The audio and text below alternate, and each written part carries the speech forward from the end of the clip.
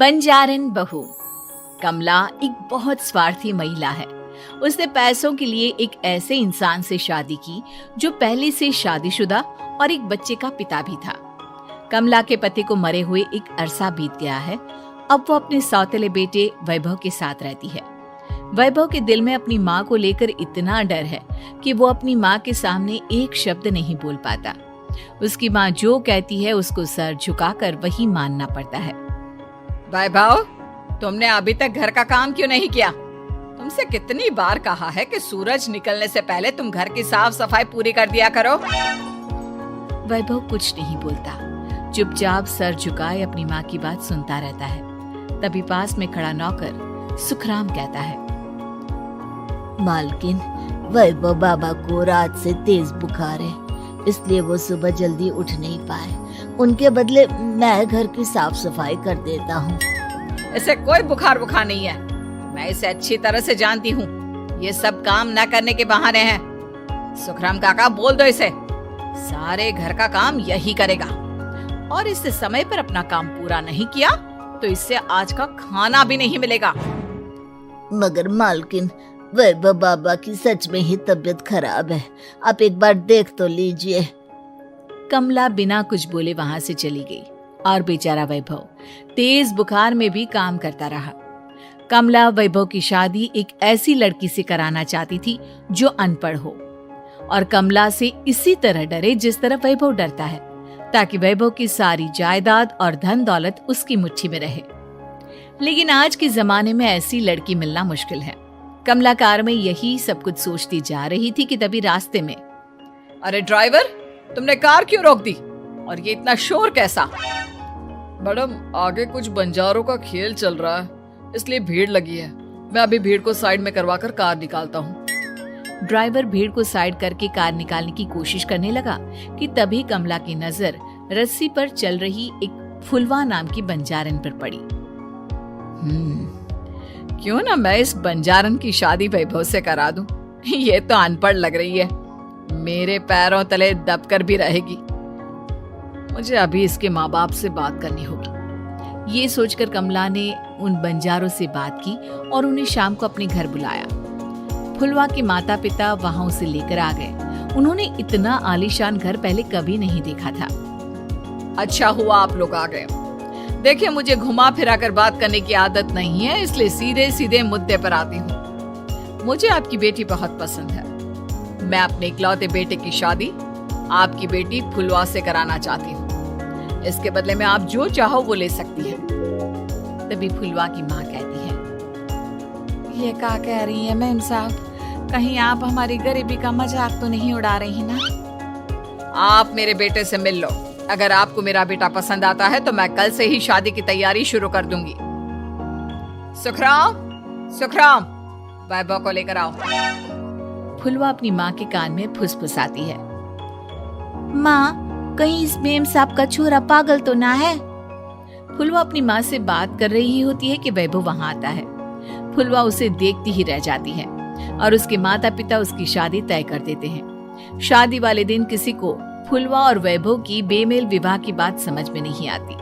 फिर भी एक औरत कमला से पूछ ही लेती है, कमला जी, आपने अपने इकलौते बेटे की शादी देहाती गवार से क्यों करा दी? ये बंजारन आपके घर की बहू बनने लायक तो नहीं है। कम से कम अपने स्टेटस का ही ख्याल कर लिया होता।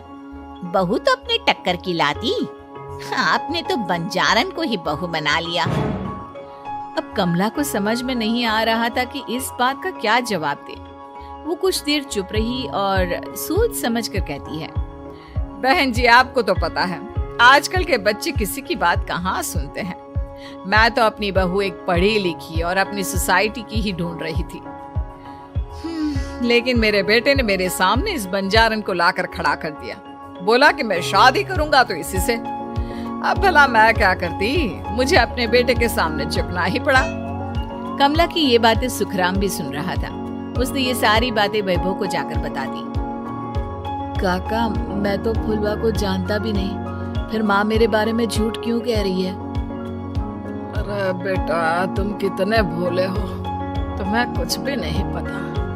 तुम्हारे पिता अपनी सारी संपत्ति तुम्हारे नाम करके गए हैं। तुम्हारी माँ नहीं चाहती कि ये संपत्ति तुम्हें मिले, इसलिए उन्होंने तुम्हारी अनपढ़ लड़की से शादी करवाई ताकि तुम्हारी तरह वो भी अपने हक के लिए आवाज ना उठा सके।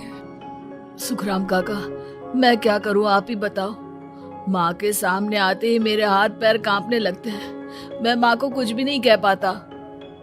वे दोनों बात कर ही रहे थे कि अचानक कमला वहां आ गई। कमला को देखकर दोनों घबरा गए। तुम दोनों फिर कभी बातें कर लेना, अभी फेरों का समय हो गया है, चलो जल्दी आओ। इस तरह फुलवा और वैभव की शादी हो गई। अगले दिन कमला ने फुलवा को बुलाया और उसे नसीहत देने लगी। देख बंजारन, तुझे मैंने अपनी बहू बना तो लिया है, लेकिन तुझे इस घर में आँख कान मुंह बंद करके रहना होगा। घर का काम कर और अपने पति से मतलब रख, समझी? कमला का ऐसा रवैया फुलवा को बिल्कुल समझ में नहीं आया। उसने वैभव से इस बारे में बात की।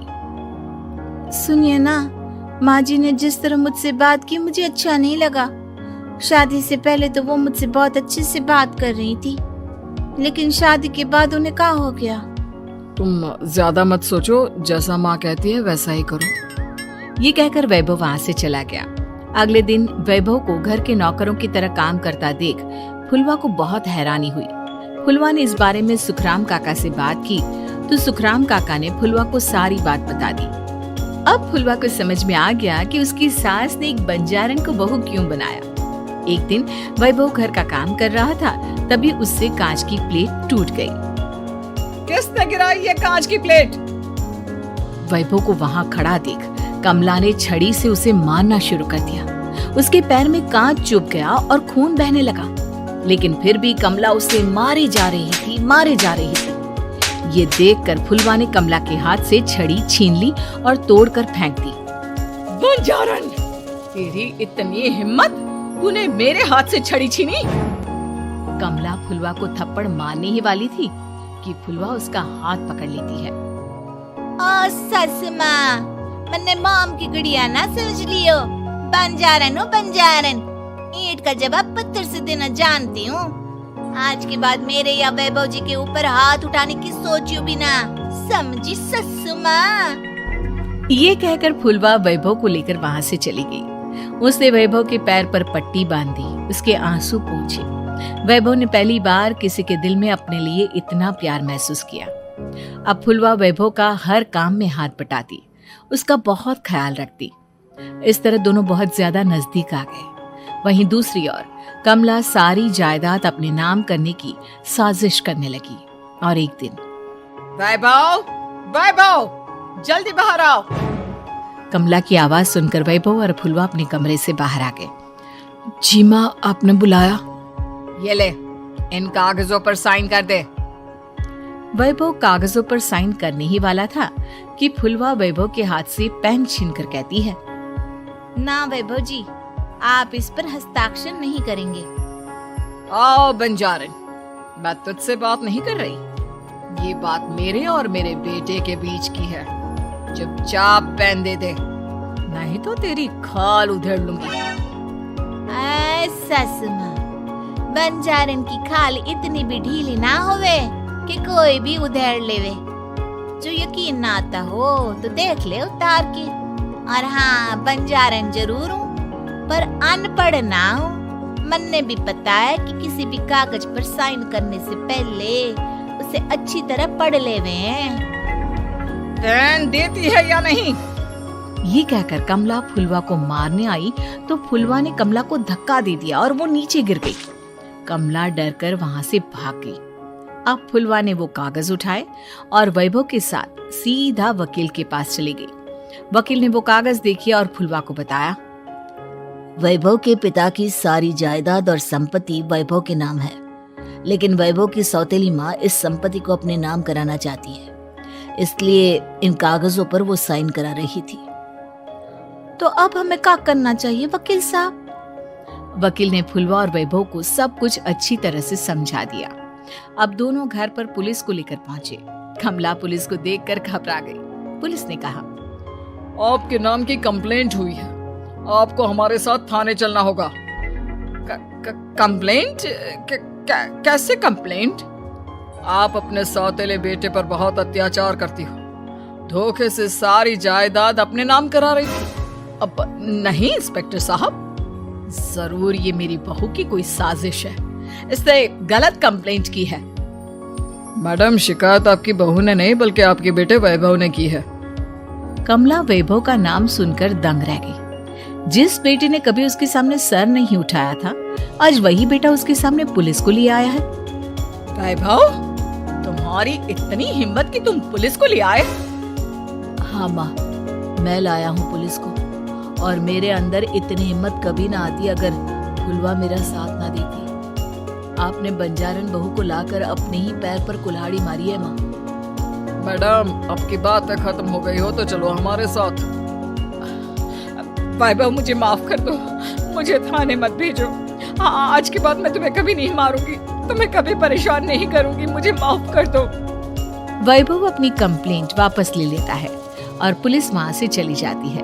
वैभव अपनी सौतेली माँ से कहता है, मैंने पुलिस को वापस तो भेज दिया है, लेकिन मैं आपको माफ नहीं कर सकता। आपने बचपन से आज तक कभी मेरे सर पर हाथ नहीं रखा, हमेशा मुझे मारती रही, नौकरों की तरह बर्ताव करती रही। आप इस घर में नहीं रह सकती, चली जाइए यहाँ से। कमला घर छोड़कर चली गई और सड़क किनारे खड़ी होकर सोचने लगी, काश मैंने वैभव को माँ की तरह प्यार किया होता तो आज मैं इस तरह से बेसहारा ना हो जाती।